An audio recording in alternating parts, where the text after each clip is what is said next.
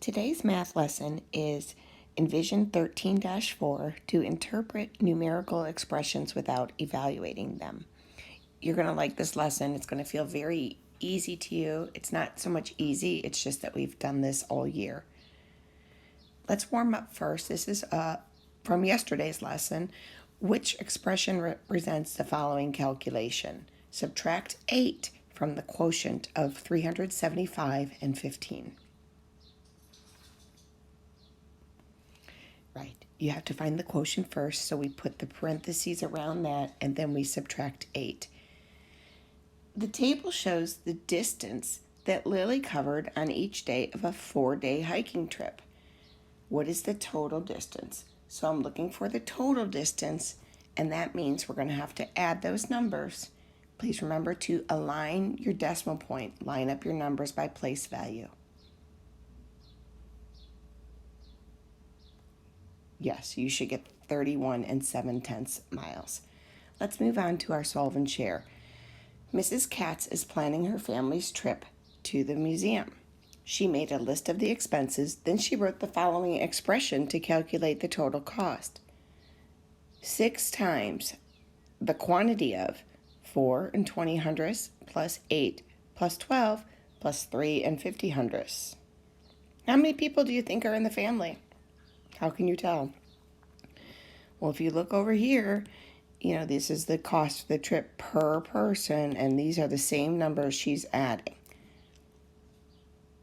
Right. She's got 6 people in her family because she's taking that and then multiplying it by 6. Let's compare 2 answers. Whose do you like better?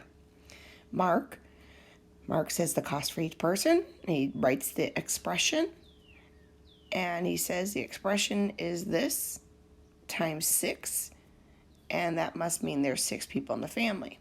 And Carl says the expression and then writes 6 people. So well, they're both right, but Mark's is definitely more thorough. Okay. Let's go ahead to this visual learning. Jimmy's clown costume requires 7 eighths plus 1/2 plus 1 3/4 yards of fabric. His dad's matching clown costume requires the same quantity number, 7 eighths plus 1/2 plus 1 3/4 yards times 3. How does the amount of fabric needed for the dad's costume compare to the amount needed for Jimmy's costume? Oh, look at the part of each expression first that's the same. And the part of each expression first that's the same is the amount of fabric needed, this here. The only difference, now we're going to see what's different, so that's how much the dad's costume differs, and it differs because of that 3 times the amount. So dad's costume requires 3 times more fabric. Yeah, it's not terribly hard, and you're not even actually solving, you're just telling me about the differences. So, because that is something I feel that you're going to do with ease, we're just going to put a little whipped cream and sprinkles on the lesson. I just want to go through a couple terms and vocab kind of that you might find when you're looking at algebraic expressions. We're not doing evaluating of them today, but that's something you're going to be doing next year too. You know what a variable is. Okay, that's a 6th grade term, right? A letter or symbol that represents an unknown value. So a variable would be any letter. Usually we write that in italics, sometimes in cursive. It just, in geometry, we tend to use capital letters to identify things. We usually use lowercase for variable, usually. Substitution. So it replaces a variable with a value. For example, if I had this sentence or this number expression, P plus 6, you can't solve that, right? Because it's got a variable or an unknown. But if I said that P equals 3, now you could solve that. You could substitute 3 in for P and tell me that 3 plus 6 is 9. So when we want to identify the parts of the expressions, we use a word called terms. just is the math word. So P is a term in this expression here, and the numerical term is 6. It could be a number, a variable, or the product of both. So in this expression, 2x plus 14, one term is 2x, the other term is 14. And we know that x is a variable. 14, any whole number or any number in an expression is called a constant, because 14 is always worth 14. It does not change. Like a variable can change. 14 would be your constant. And I have a name for that too, the one that goes with your variable here, a coefficient, the numerical factor in the term of an algebraic expression. So if I have this expression of 9x plus 12. Well, 12 is a constant. It's a number. X is my variable. It's unknown. We don't know what it is. We can't solve this unless we did. And 9 here, 9 goes with the variable. It's a coefficient. So again, that's just a little terminology for you to have moving forward. We're not going to be practicing that on your practice buddy at all, but we could do some substitution here. How about the expressions when a equals 5, and you would just substitute the variable with that constant. So if a equals 5, you would look at that as 5 plus 5, and that's 10. Or 12 minus 5, and again, that's 7. When you have a coefficient with your variable, this, 4a, that really means 4 times the variable.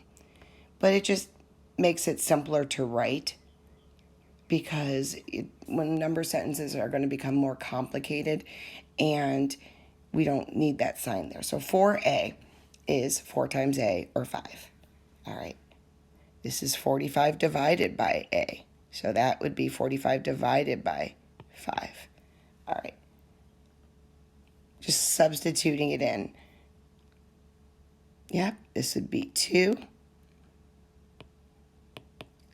And this would be 5 divided by 5 equals 1. And I'll let you do that last one just to prove to me you can. Right, it's 11. No, it's 21. I was subtracting.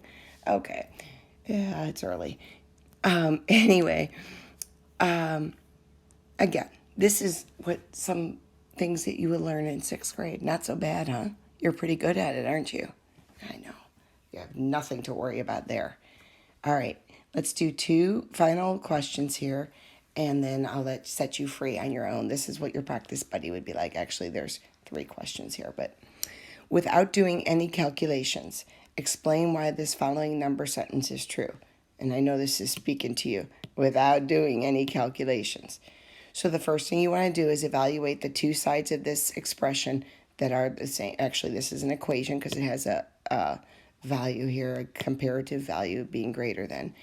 The 2 sides that are the values that are the same, 413 times 7. Both sides have that. Well, what's the difference? You're adding 14 here and you're adding 6 here. So that's why it's true. You're adding more to the quantity of 413 times 7. Not too bad, is it? You do number 7 and tell me 7 times the quantity of 4 3/8 plus 3 1/2 compared to 22 times the quantity of 4 3/8 plus 3 1/2. These 2 are the same. Well, of course this is greater. You're multiplying it by 22. This one you're multiplying by 7. This here is 7 1/10 divided by 5 on both sides of my equation here. Because it's going to be an equation because you're putting a comparative relative value in the middle. What sign are you going to put in there?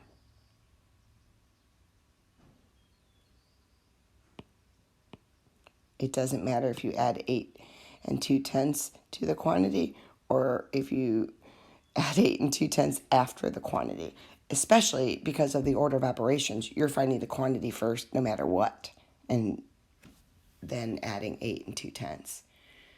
That's it. That's the lesson. So go ahead and rock the practice, buddy. Do your best as you